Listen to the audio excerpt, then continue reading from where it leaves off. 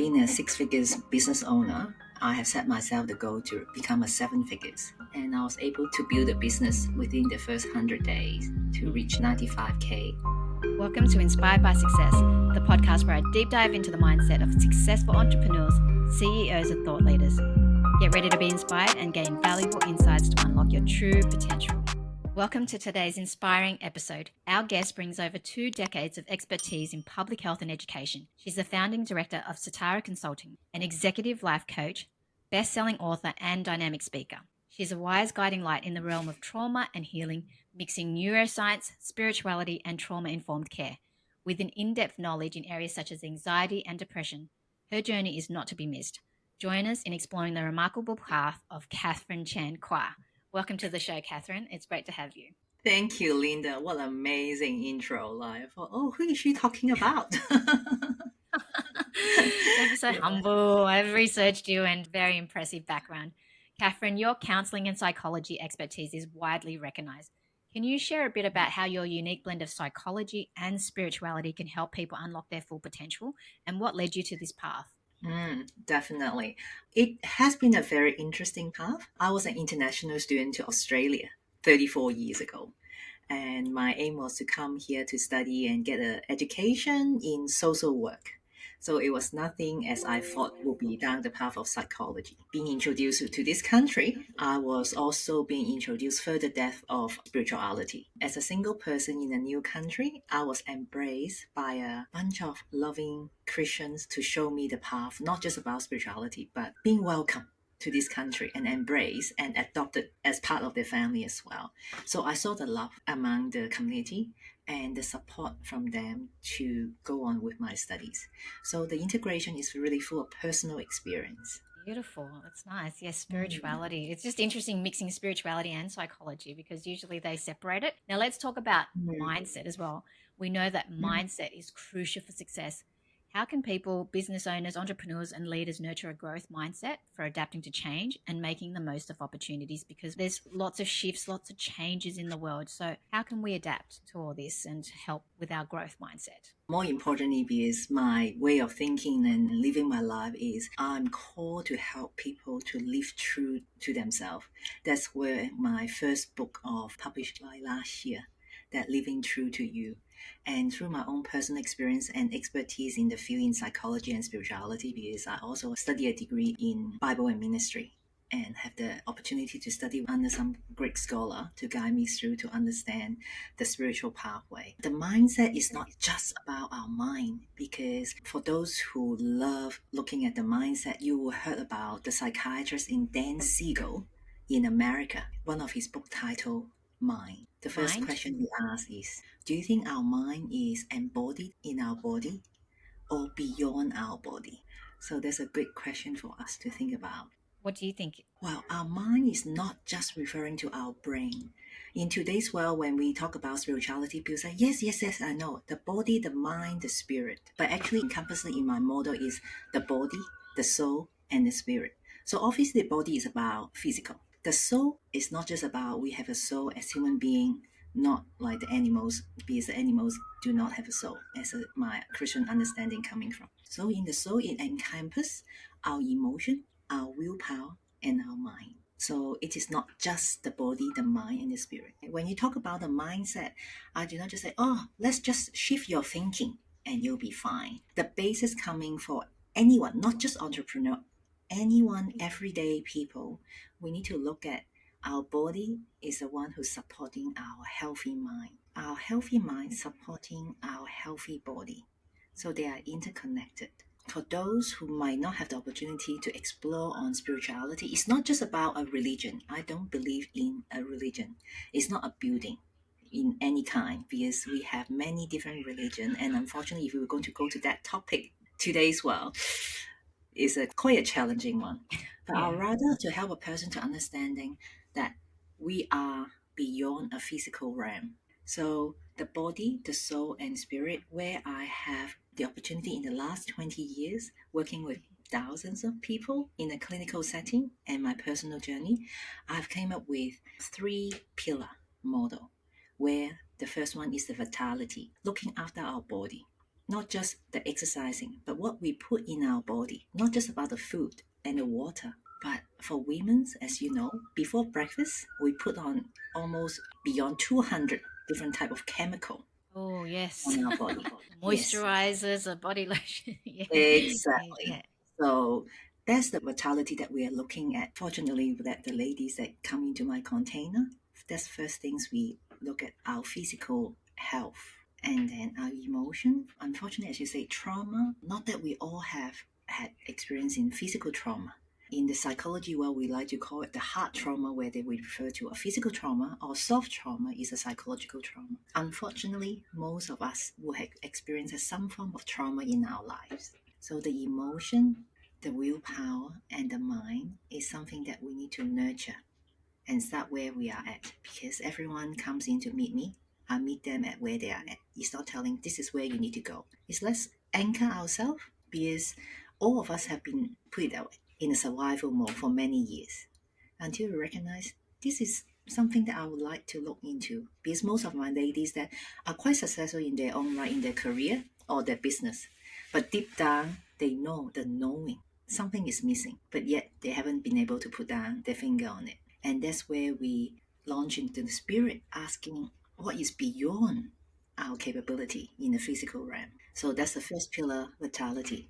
And then the second one is the values. The values is not just about our set of values to help us to stand by everyday life. It's coming to ask us our question: how much do we value ourselves? That's a lot of link to our thinking when we talk about mindset, and not just about what we know about our own values and whether you value yourself, but whether as your family, your friends, social circle, your communities values you as a person before they know about what you actually contribute to the society or each other. So all three of those have to be intertwined. Is there any more? Your soulmate. Often people say soulmate possibly because your lifelong partner. But some of us might not have the opportunity to have a lifelong partner. But a soulmate is someone who really gets you. You don't need to explain yourself. Someone will be just by your side, whether you're on the highs or the lows. So Wow. that's the second pillar of values. We being valued by others. Do we value ourselves? Because a lot of people's terms like in the nowadays what they like to say about I am a people pleaser. I want to keep people happy. Then my question is, have you thought about how much you value yourself? When we value ourselves, it's much easier for you to say, no, sorry, I can't do this, or I can't come to your party, or this time round, I might not be able to help you because I need to understand that I have something, need to put myself first. So that's the values that we are learning in the second pillar in my program. And then the third is about our vision. So understanding where you want to head to. As an entrepreneur, we have big dreams. We are great daydreamers. Yes, I can attest to that. You always can see where you want to be. But from here to there, there's another 100 steps before we get to. So having your vision being identified is important, but at the same time, helping you to break it down where you're at. For example, not to name the person, she has a great vision of wanting to have an Airbnb with a bakery as well as working with her partner, being in the nature. But unfortunately, her current career is not the ideal. But does it mean that we give up career at the moment and just focus on building her vision, her ideal picture? But I often encourage people that you are in certain place, certain time, it's no accident, but that probably one of the stepping stone help you to step into your visions. So that might be your first step. That might be your second step. But through all this little opportunity, we accumulate experience. As I explained to people that I have over 20 years in private practice experience. And in the last 3 years, I had the opportunity to build on my coaching business. And I'm proud to say that I've been a multiple six figures business owner. So within my first 12 months of my side practice, well, it wasn't going to the six figures, but I reached 90K in 2007. Sometimes we are too humble to recognize our achievement. But my financial advisor looked at me, he's like, do you know how well you have done as the first year full-time business owner? That was within 12 months in 2007. In the last 3 years, my first 3 months, the first 90 to 100 days, I have accumulated 95,000 sales within the start of my coaching business. Wow. Jeez. Is this because of what you're passionate about? Like you've been doing psychology, right, before, and that gave you a foundation. And now it seems like your passion. Is that right? My love for people is my passion, to care. Because psychology has been a foundation of me to be working with people, trying to understand people and feel people. Because spiritually, people will call me as an empath, because I can feel the person. Oh, you're an empath. Yes, because we feel a lot of things. Okay. And I would say psychology is one of my pathway to teach me to have the boundaries. In order to help people doesn't mean that I have to give myself to all. I need to know the boundaries when I need to rest and come back and recuperate and ready to give again. So as a coach, the perimeter is different to psychology. Psychology is working under a medical model. So the framework of the boundaries and professionalism is often mostly bound by in a therapeutic room. However, as a coach, I'm very proud to say that my specialty is not just a day-to-day coaching, but is within the realm of retreat to bring people through a journey throughout the 5 days or 3 days intensive working to help them to have the breakthrough or recognition where they are at and prepare them to go beyond their imagination. So here we go. This is the 3 pillars that I've been operating and helping the ladies in my container Wow, to that sounds. combine the physical, mental, spiritual in guiding them to have a mindset that they can take on anything, no matter what kind of challenge coming to them. There's a lot of things there to unpack. But let me just take Mm. it back as well with you. How did you know this career path was where you wanted to go? And what steps did you take to do that? Because from doing psychology, like you knew your passion was in being a life coach, right? So how did you take those steps to do that? Because I know that for me, I'm passionate about doing this podcast and learning about all these successful people. This is a real big passion of mine. But I'm also a business owner. I have an e-commerce store and I provide collectibles to people that love collectibles too. But I still want to continue that. But I also Mm. have a big passion, which is one day being able to motivate people and being on stage and telling my story, but also learning from others. So how does one Mm. take that step like you did? Well, interestingly, I actually knew I'm going to be a coach when I just finished my psychology degree. Wow. Okay. So that's good. As I shared with you previously, I was an international student. My parents invest hundreds and thousands of dollars into my degree, and they thought I was going to be a psychologist. At that time, my mindset was very different to conform to the society. Go and get a degree, go and get a job, and get married and have a family. I thought that's the path was pretty clear to me. Not just my parents had invested the money, I have invested my time as well. And again, at that time, it was often that we believe you have to continue to get educated in order to become something. So even I knew I choose to follow what society expectation. However, I would say I must have a very low, not necessarily low, I've been stagnated in psychology. My highest time in my psychology practice, I had 6 psychologists working for me, being busy, networking, bringing business into the practice. It was very challenging, as well as being working in the business as well. And then my son arrived. I was very fortunate, even though I said it was challenging, that I had 2 years to stay home with him. And I'm sure a lot of mothers, as entrepreneurial life, struggle. Do I stay home, give up my business for my child? But do I give up my baby as what you have built so far for your business? And then those are the hard questions I have to ask myself and look into the mirror. Do you really have 100% of passion in psychology? What I recognize as because of the framework, I feel that being bound, following the society expectation. But whether it's coming into as a coach, I'm not saying that we cross boundary or have intention to harm people, but the working perimeter with a client, I don't call them a client, I call them as a friend, but I'll come as a coach first and then a friend because it's a relationship. But whether in psychology is very clear, it's a therapeutic relationship. It's not a friend. So because I'm a very relational person, that's something that I have to choose between the professional boundary, which I uphold, or it's not loose, but we still have a very clear boundary that when I'm coming to coaching, we do the work. But outside that, we are friends too. Because I'm not afraid to show them who I truly am because I'm a human being. So they don't have to put me up in the pedestals. Because it's very interesting when I study in psychology. I bump into some clients in the supermarket. One of the comment was, it's such a fantasy to see you in a supermarket. You're a normal person. Exactly. But because of the power differentiation is one-way street in psychology, because we don't often disclose our personal experience in the framework of psychology. But as a coach, I'm a step or two steps in front of my clients. So I'm showing them that it is possible.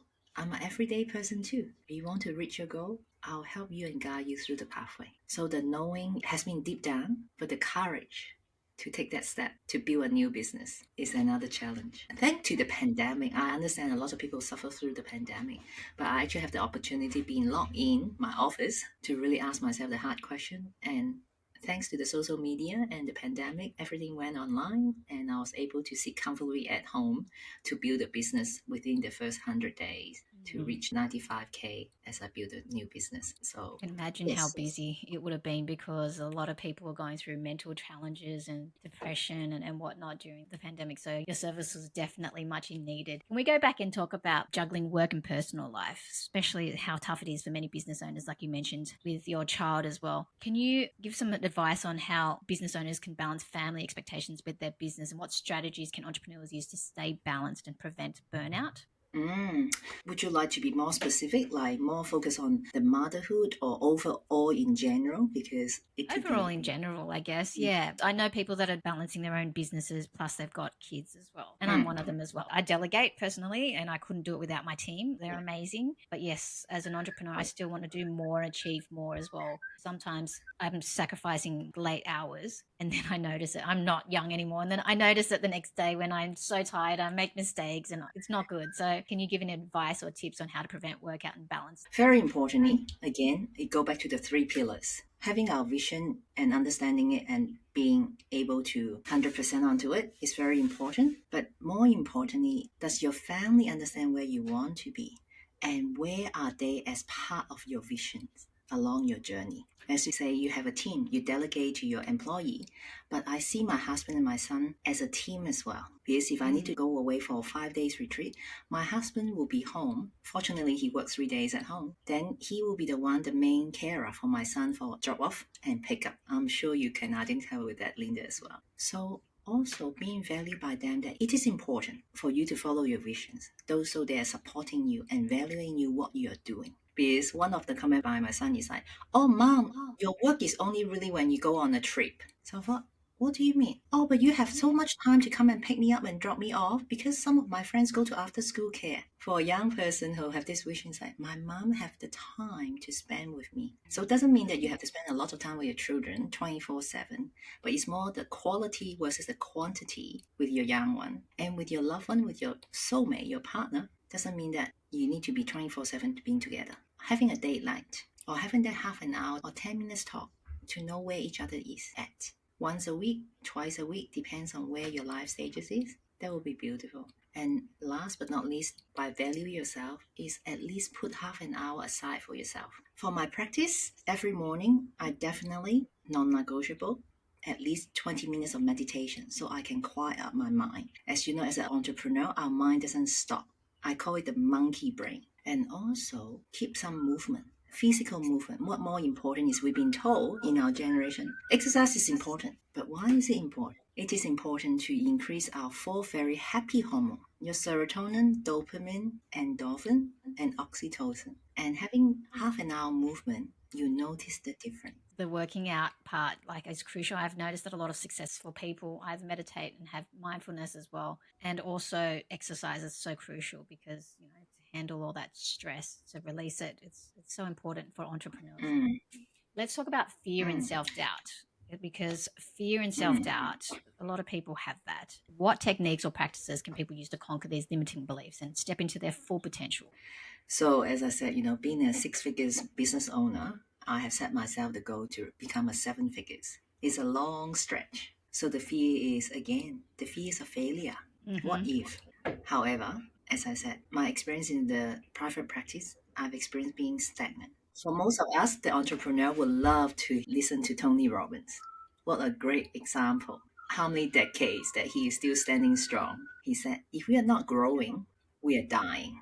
And that is so true. So as I said, in psychology, I've been very fortunate to build my empire. However, I have always been continuing to try to grow the business.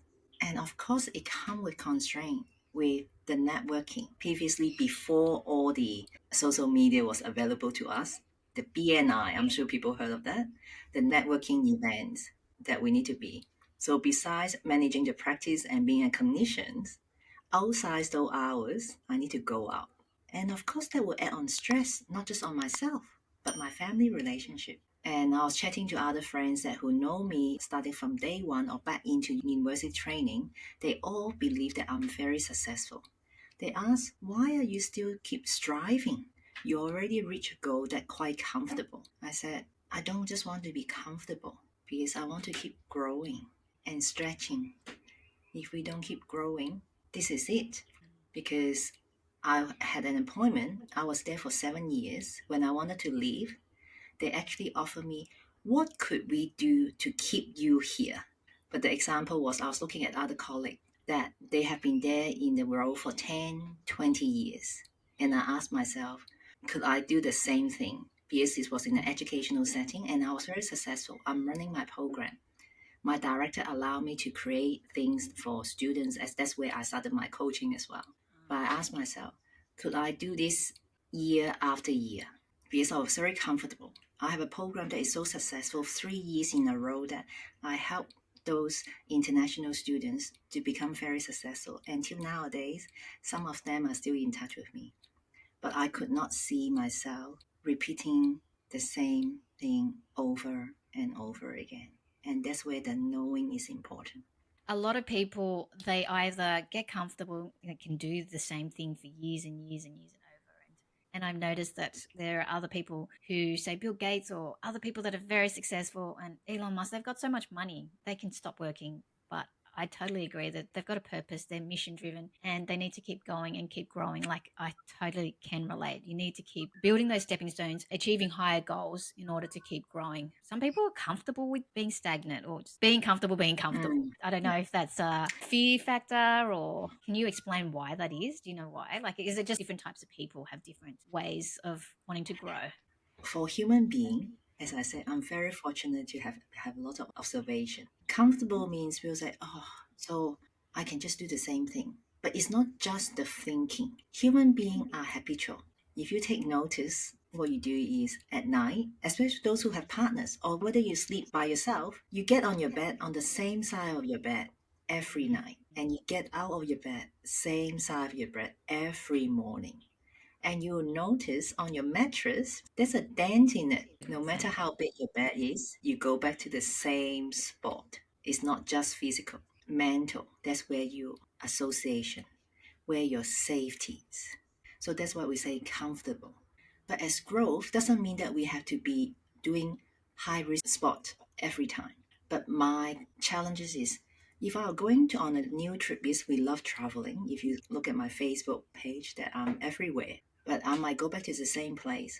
But every time if I'm doing something like this, I'll ask myself, what is one new experience that I could have that stretch my brain to build the new positive pathway so that I'm not looping with that monkey brain with all this negative neural pathway, because we accumulate that at the same time. So we need to consciously to build this positive neural pathway that we get adjusted. So we won't be just become habitual and just want to be comfortable. Just an example, I love coffee. I often only order latte and I wonder, why would I just order latte? Why don't I just go and order a cappuccino? So that's where I feel comfortable. But if I want to have another drink, I wouldn't say, oh, I just feel so uncomfortable now that not having my cafe latte. But start down to these small things will help us to shift our mindset to look at the bigger things now and the bigger pictures.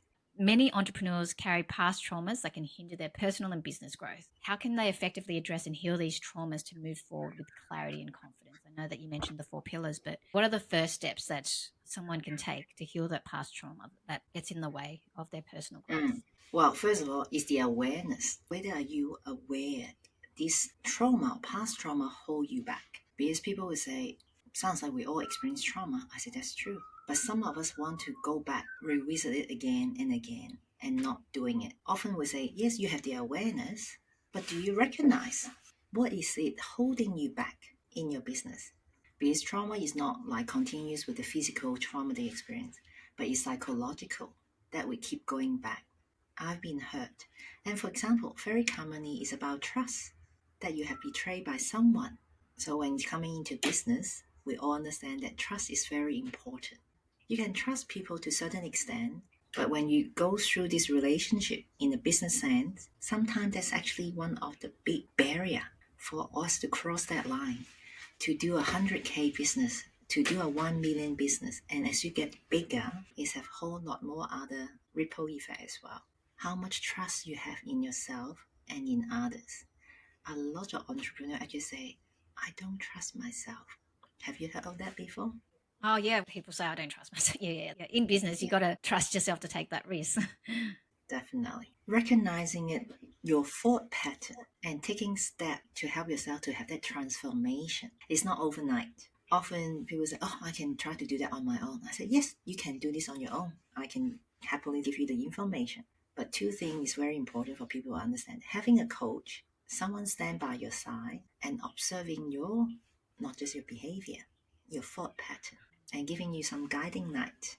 Just being yourself and spending hours trying to wrap your brain what's really going on, or recognizing those patterns. As well as having a community. That's why I don't only do one-on-one coaching. We have a community, a group coaching. Every week we meet together. We become very close friends as well. That having the community support, the people who believe in you. One lady actually said, if you don't have the belief in yourself, come here and borrow the belief from others, where other people believe in you first. And there's different pathway to overcome your trauma. But this is very general. But the fact is, awareness, recognition, transformation. That's the little tips that I will give you for now. One more question in terms of books or mentors that have just dramatically helped you change your mindset or self-development. What's guided you and made a huge impact?